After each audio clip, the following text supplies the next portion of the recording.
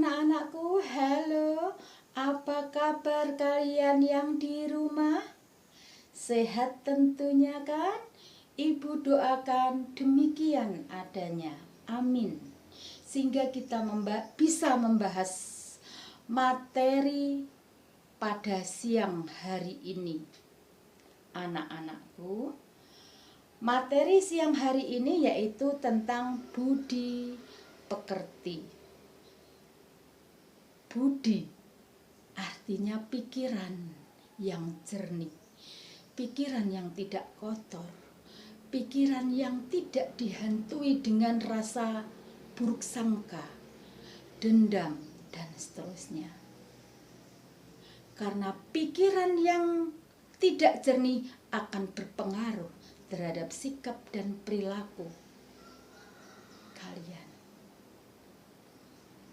Pekerti artinya sikap perilaku, baik itu yang spiritual, yang hubungannya dengan Allah, Tuhan yang Maha Kuasa, maupun yang hubungannya dengan sesama, dengan Bapak Ibu Guru, dengan teman-teman kalian, dengan masyarakat sekitarnya.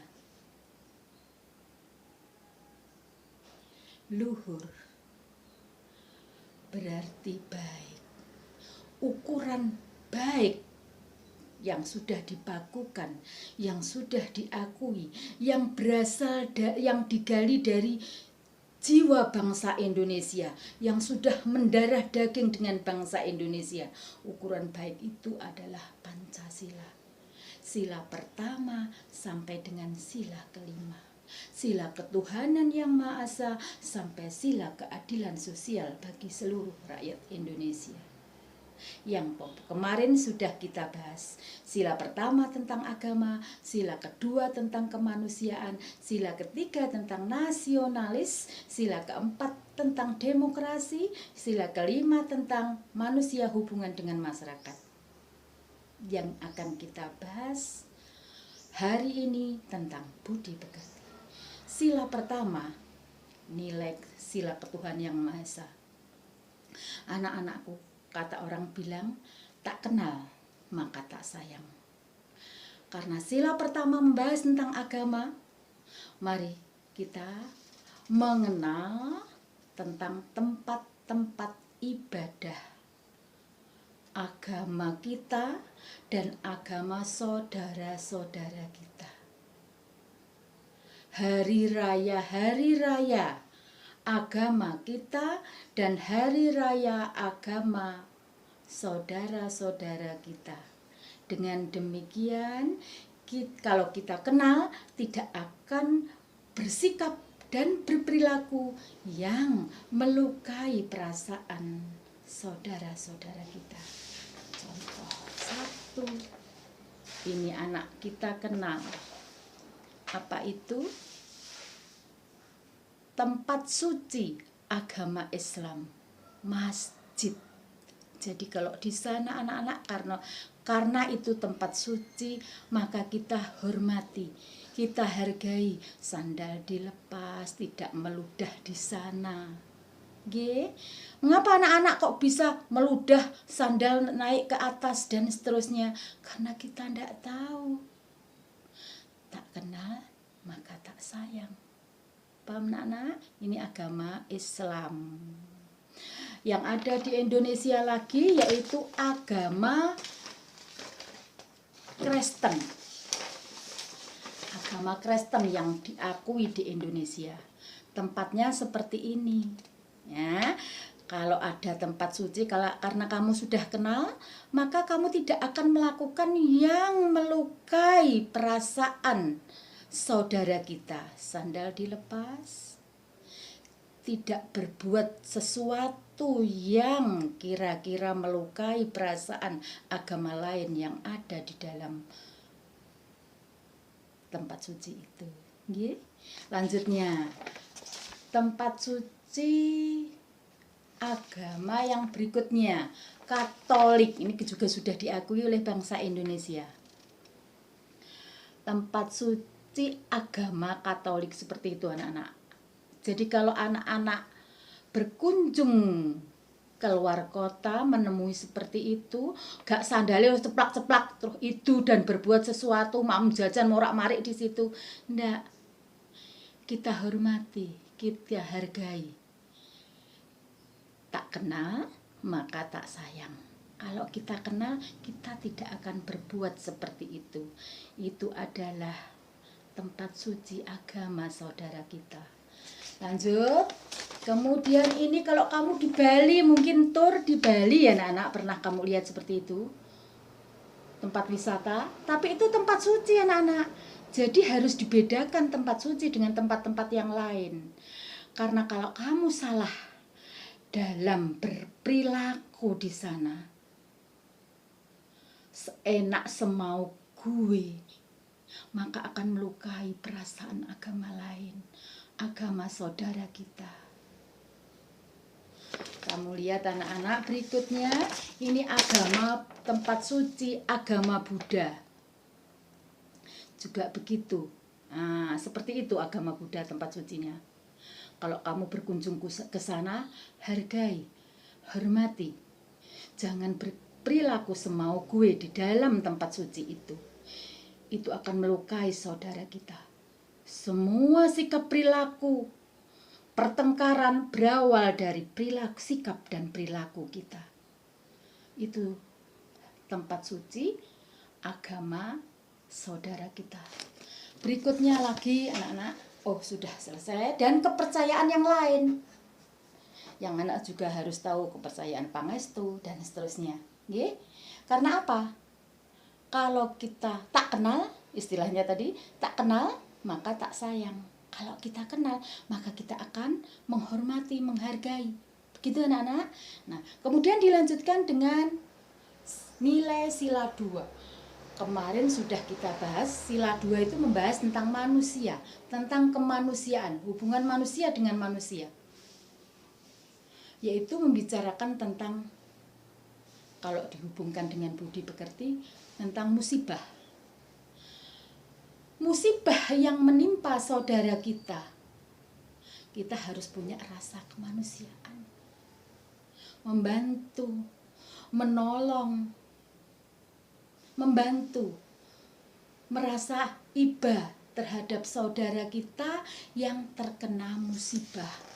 Misalnya yaitu musibah gempa bumi di Yogyakarta.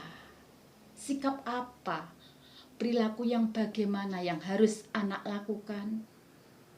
Memberikan bantuan semampunya. Ada bajumu yang tidak terpakai, dikumpulkan, dikirim kepada panitia agar disampaikan kepada yang kepentingan saudara kita yang terkena musibah. Begitu. Berikutnya lagi di Banjarnegara, tanah longsor. Nah, apa kira-kira yang bisa membantu saudara kita yang ada di sana? Kalau ada uang receh yang mungkin anak-anak bisa berikan, nah berikan. Saudara kita membutuhkan. Saudara kita bangsa Indonesia seperjuangan membutuhkan di sana daripada kita. Ulurkan tanganmu. Kemudian banjir di Masamba. Kemudian lagi terjadi tsunami di Aceh. Ini termasuk musibah alam, hubungan dengan kemanusiaan. Ulurkan tanganmu semampumu. Anak-anak, paham anak-anak? Ini berbudi pekerti luhur. Lanjut lagi sila 3, nasionalis, cinta tanah air. Anak-anak, siapa yang mencintai contoh ibu kalian sendiri, ayah, ibu, orang tua sendiri, kalau tidak kalian? Masa orang lain mencintai bapak ibu kita sebesar yang kita berikan? Tidak kan anak-anak? Luka orang tua adalah luka kita. Luka bangsa Indonesia adalah luka kita. Karena itu adalah bangsa kita.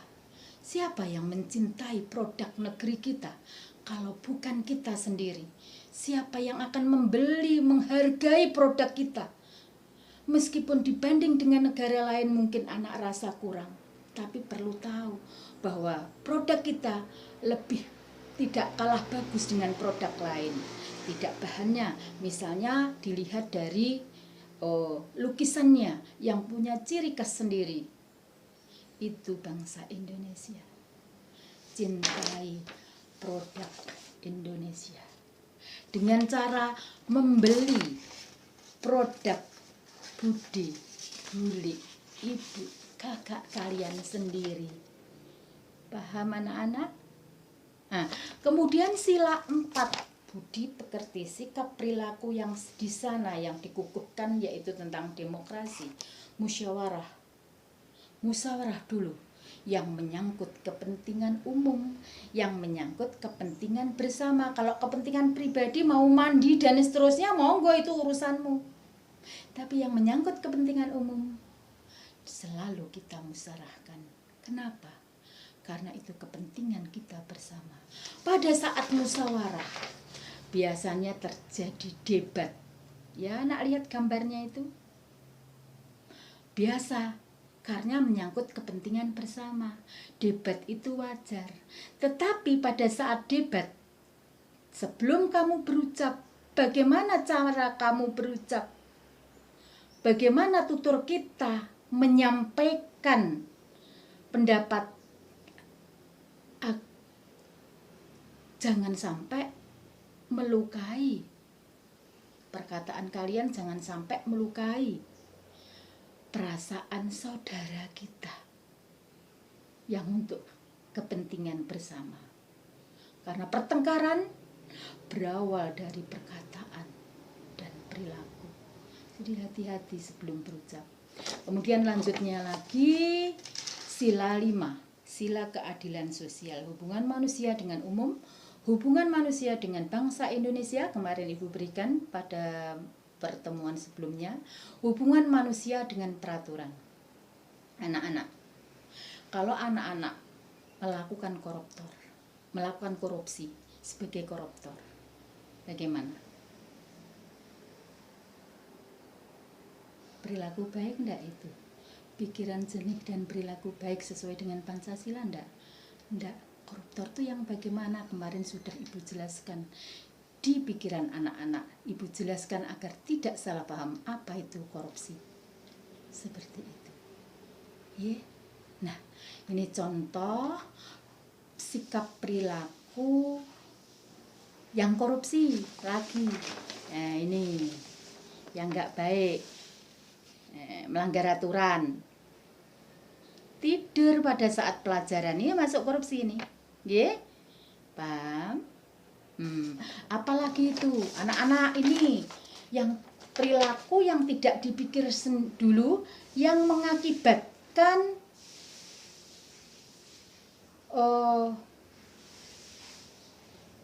kalau sampai terjadi kecelakaan kan mengakibatkan kena orang lain juga, tidak hanya berhubungan dengan peraturan. Anak-anak suka ini, enggak kan? Anak-anakku enggak mesti ini melakukan pelanggaran lalu lintas. Dampak efek sampingnya, kalau melanggar lalu lintas akan melukai orang lain juga, karena lalu lintas menjadi macet karena terjadi sesuatu.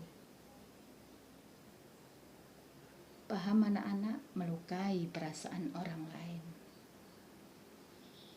Sekian dulu, pahami apa yang kita bincangkan pada siang hari ini. Semoga bisa kita pakai di dalam bersikap, berperilaku untuk hari-hari berikutnya. Semakin kompak bangsa Indonesia, semakin bersatu, semakin kuat, akan terwujud ketahanan nasional seperti keinginan kita. Bila ada serangan dari luar, kita kuat. Sama dengan organ tubuh kita, satu sakit, lainnya sakit, dibiarkan begitu saja. maka sakit itu akan meruntuhkan kita. Tapi kalau satu sakit, yang satunya mau mengobati, mau membantu, maka akan kembali baik. Itulah bangsa Indonesia. Sekian dulu anak-anak, sampai ketemu pada pertemuan berikutnya.